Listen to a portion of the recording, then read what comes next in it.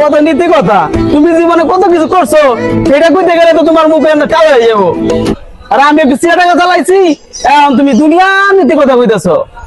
আসলে আমরাও অনেক সময় অনেক জায়গায় ভুল ত্রুটি করছি, সেজন্য এরকম না মানুষ ঠকায়া খাইতে হইব। হয়তো বয়সের উৎপাতে অনেক জায়গায় অনেক ভুল কাজ হয়ে যায়, বুঝছো দোস্ত? এরকম কোনো কাজ করা যাব না যাতে আমাদের কারণে মানুষ কষ্ট পায়।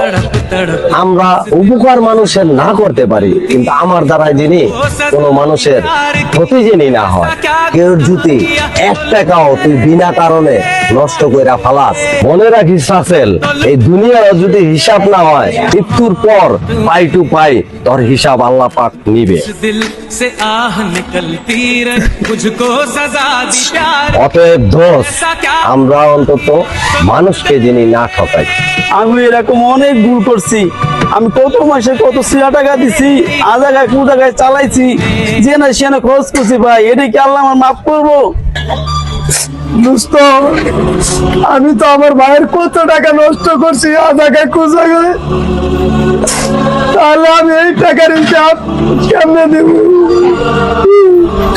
অবশ্যই আল্লাহ পাক মাফ করবো। আল্লাহ পাক মহান দয়ালু। তুই যত বড় পাপ করবি, আল্লাহ দয়া তার থেকেও অনেক বড়। তোরা তোবা কার, আর কোন সোম এরকম কাজ করবি না, তাইলে আল্লাহ তোকে মাফ করে দিব। চল দোস্ত, আমরা যাই। गम के खजाने मिलते